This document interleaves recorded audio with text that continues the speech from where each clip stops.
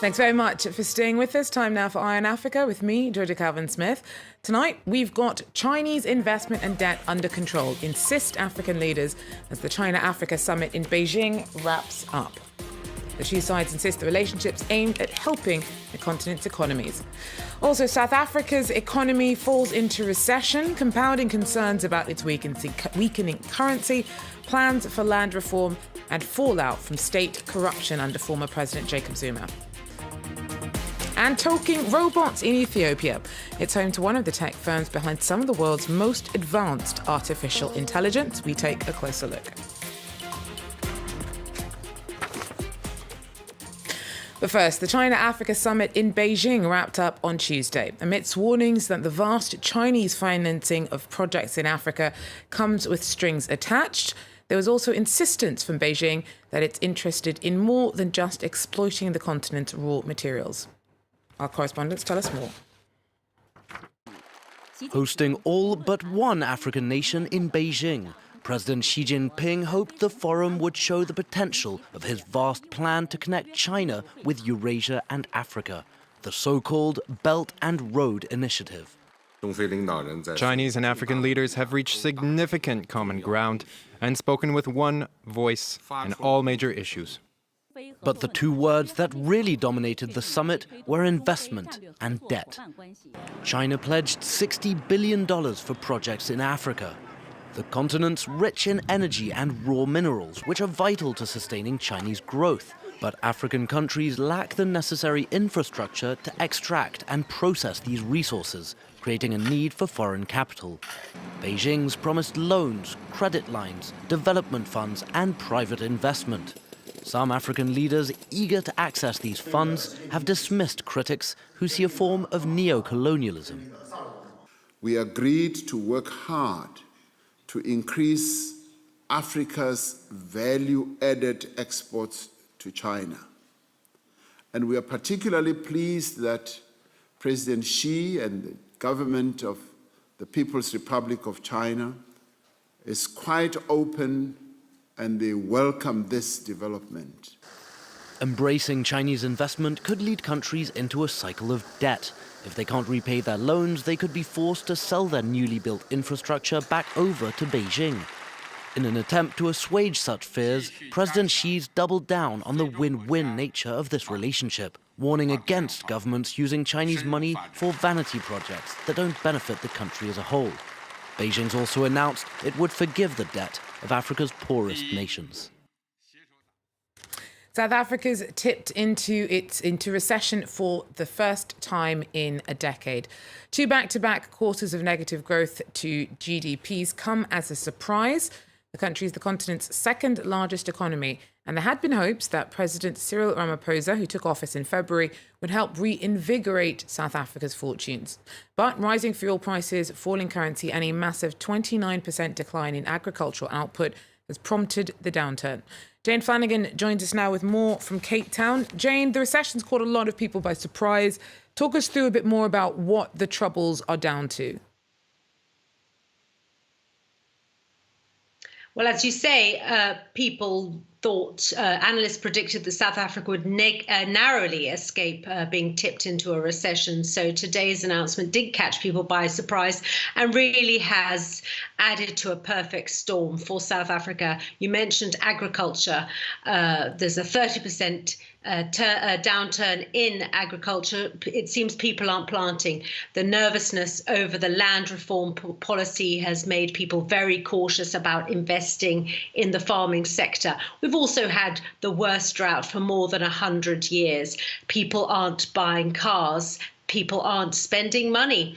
People are really being very cautious with their money, and that means that the economy is not moving. We've inherited a very, Cyril Ramaphosa has inherited a very dormant economy from Jacob Zuma, which is he's failing to get going despite promises for radical economic reform.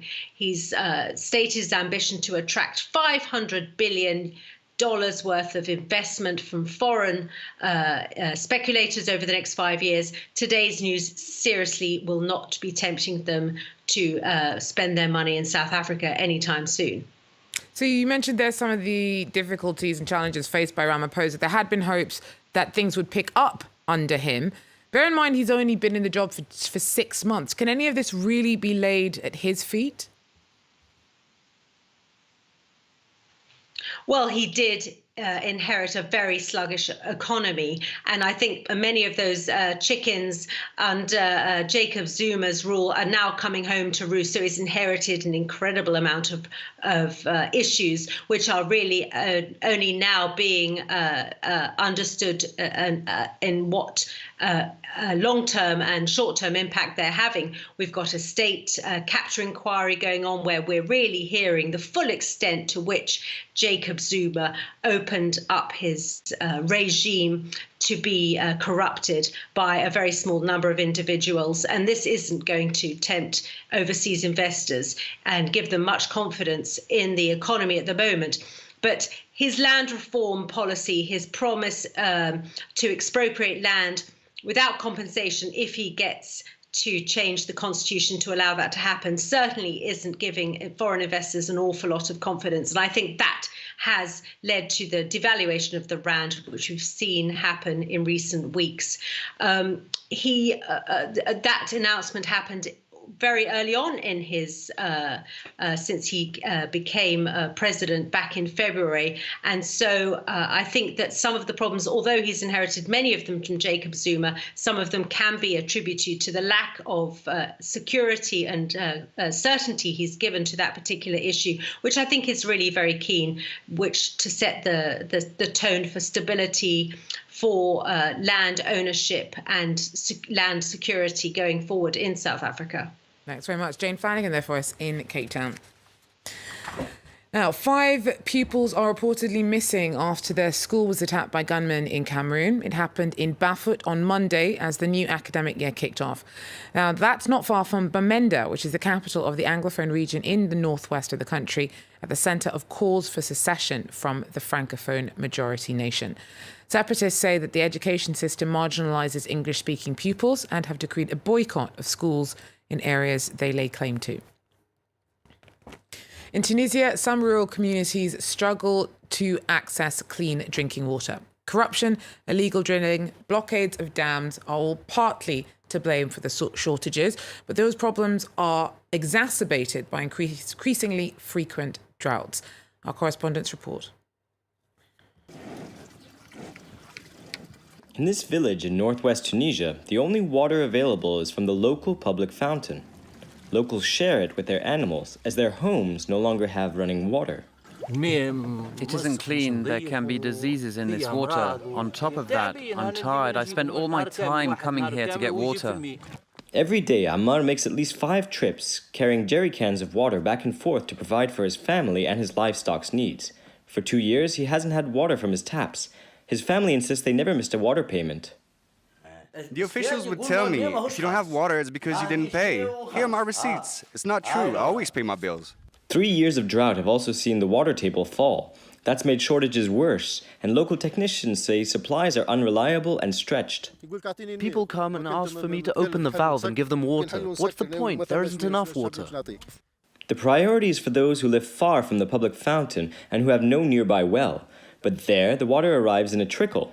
Sometimes it comes, sometimes it doesn't. Sometimes we stay 3 days without water. It's really random.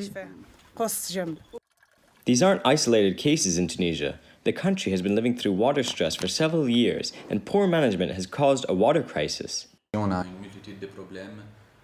We have a multitude of problems, whether local or at the regional level. We know that each region has its own challenges, and we have not taken into account many factors, such as climate change, the cost of water, or energy. This NGO catalogues citizens' grievances about the lack of water. Every year there are more protests, with at least 172 recorded between May and July this year alone. Ethiopia is home to one of the tech firms behind some of the world's most advanced artificial intelligence. It's a nascent tech industry that developers are hoping to see boosted by government reform. Alison Sargent has more. I am thrilled and honored to be here at the United Nations. Her first language may be English. But Sophia, the humanoid robot, also speaks a little Amharic. That's because while she was created by a firm in Hong Kong, part of her software is Ethiopian. Developed by a team of AI engineers at ICOG Lab in the country's capital. We are in the leading edge of AI and blockchain. But nobody thinks that this image is true. Nobody thinks that this is the reality. In just 5 years, ICOG Lab has grown from a team of 4 to dozens of programmers working with clients from the US to China to the Ethiopian government. They've recently launched a nationwide program teaching high school and university students the foundations of coding and entrepreneurship. The company's founder believes that Ethiopia could become a global leader in technology, but they'll have to overcome barriers like limited internet access and offer more support to young developers. If a kid in Gambella, if he creates software and he wants to expand it to across the Africa or Ethiopia, if you go investment office, there is no incentive for software developers or exporters. There is no category. The programmer says he has hope in the country's leadership. Prime Minister Abiy Ahmed used to hold the science and technology portfolio. In power since March, he's promised major reforms to boost the country's private sector. Well, that's it for Eye on Africa for now. Thanks for joining us. Do so again. Take care.